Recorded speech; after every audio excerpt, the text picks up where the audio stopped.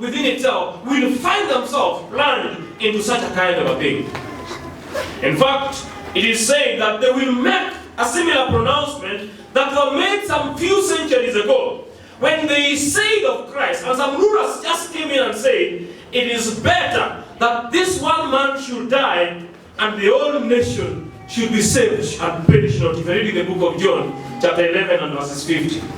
This argument will appear to be conclusive, and a decree will be finally issued against those who have the Sabbath for the fourth commandment, and denouncing them as deserving, they will be thrown into great tribulation. A winter is coming, my dear friends. Jeremiah chapter 30 and verses 5 down to 7 says these words. Thus says the Lord, we have heard a voice of trembling, a voice of fear, a voice not of peace, and all faces are turned into paleness. Alas, my brother, for that day is great, so that none is like it. It is even the time of Jacob's trouble. But the grace comes down the line, and towards the end of verse 7, he says he will be saved out of it. So no matter what is coming, my testimony as I stand over here today is to tell you that we will be saved. My brother in Donholm, my sisters in Donholm, my mothers and my parents in Donholm, our children in Donholm, that time is coming. But I ask myself, will God forsake his people during this trying hour? Did he also forget his people during the time of the delusion when he destroyed this world with flood during Noah's time? Did he forget Lot when the fires came down from heaven to consume the cities on the plain? Did he forget Joseph when he was being surrounded by idolaters in the land of Egypt? Did he forget Elijah when he was being thrown down left and right by Jezebel, who tried to destroy him? Did he forget Jeremiah in his dark and dismal pit of prison? Did he forget his three little Hebrews? And the astounding answer that comes over and over as I ask myself those questions is a big no. God will not forsake his people.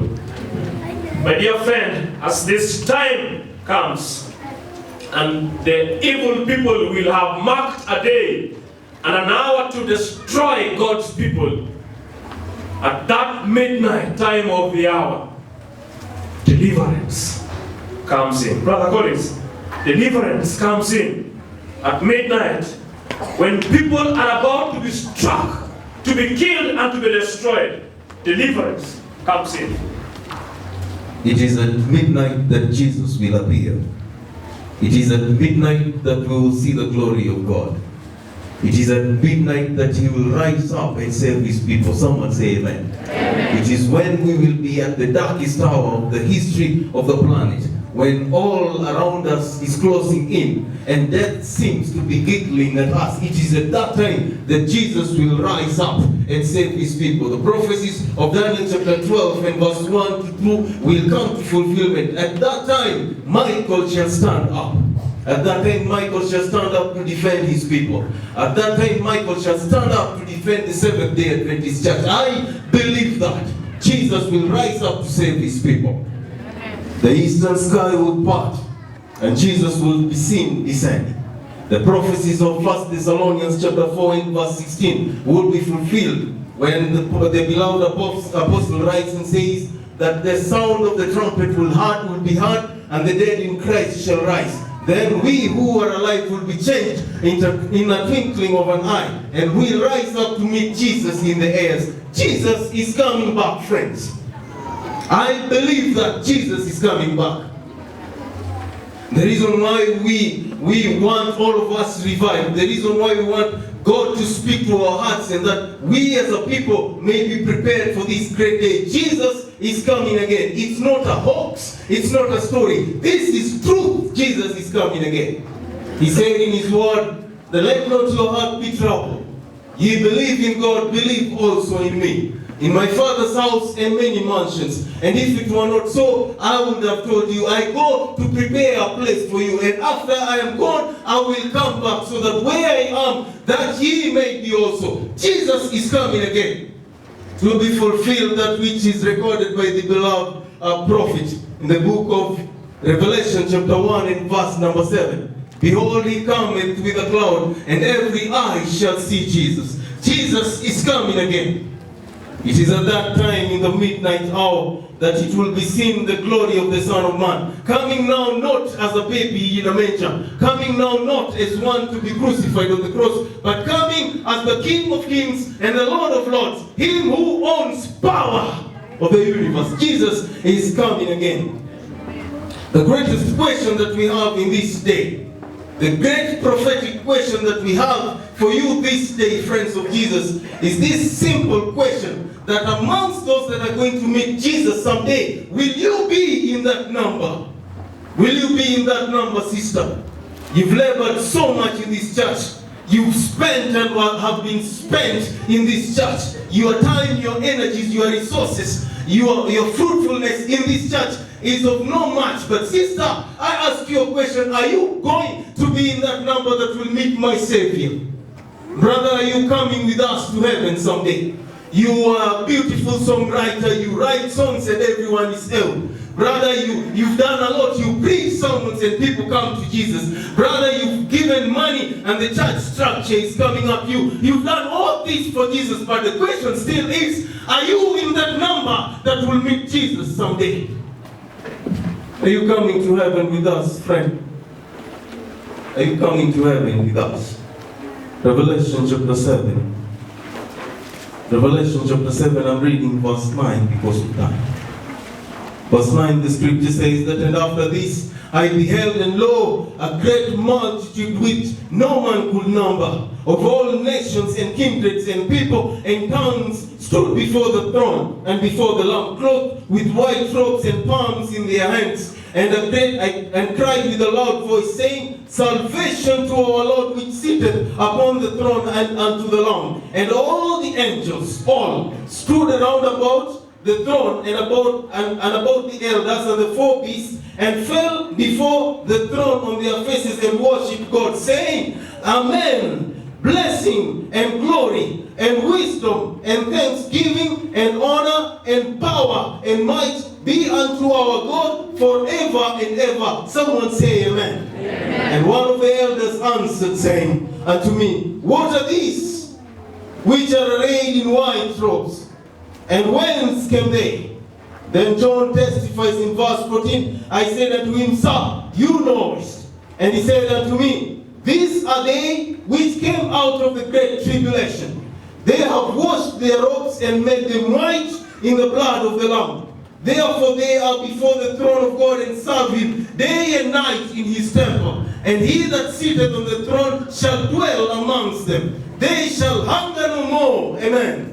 They shall hunger no more, neither shall thirst any more, neither shall the sun light on them, nor any heat. For the Lamb which is in the midst of the throne shall feed them, and shall lead them unto the living fountains of waters. And God shall wipe away all their tears. Not some of their tears, but all of their tears. Jesus is going to wipe their tears away. That tells me, friends of Jesus, that we will not cry again. That tells me, friends of Jesus, we will not go hungry again. That tells me, friends of Jesus, we will always be secured in the presence of him who loves us so much, that gave his life for our sakes. We will be with Jesus forever. Amen. We will be with Jesus forever. We will be with Jesus forever. But the question still is that will you be there? Will you be there, friends? Now, as John looks at this great multitude, he says that they come from all walks, they come from all nations, they come from all backgrounds. There are different pigments on their skin that can testify of their background, their genealogies. They can be seen from all walks of humanity. I look with John, and I think from the testimonies I see in the scriptures, John sees Joseph amongst these people. Joseph is seen amongst these people, that son to Jacob. This was an example of fortitude and what young people should be in this generation. This young man who was tempted by Potiphar's wife, but he said, I cannot sin against Potiphar. It's not even Potiphar. What sin can this be when I sin against God? You are someone's wife. Said, I cannot sin. I believe Joseph is seen in this crowd. I appear also with John in this crowd, and John can see Elijah. Elijah is seeing this great preacher. This man who wrote reformation in Israel. When all had bowed down and worshipped Baal, he stood up as a beacon of truth and righteousness and pointed people to Jesus. He said, this is the day we have to make a choice on Mount Carmel. It's either we serve God or we serve Baal. And the God of heaven answered with fire. I believe Elijah is there. The Bible prophecies are that Elijah was taken into the skies by God. Question is, friend, will you be there? As John sees Elijah, my brother peers through together with John to see Joseph. I do see the Hebrew boys. The 3 Hebrew boys who were wise and killers of honors that had been given unto them didn't want anything to come between them and their God. And when the time of tribulation came upon them and an image was set and an worship was required of it, they said these words to King, O King, live forever. There are certain Jews that have come and they cannot be able to worship the image of the beast that you set up. These were those 3 men, Shadrach, Meshach, and Abednego. I can also see them through the eyes of John in that beautiful crowd. They stood straight to their God. And these were the words they told the king. Our king, we are very conscious. We don't even know how to reply.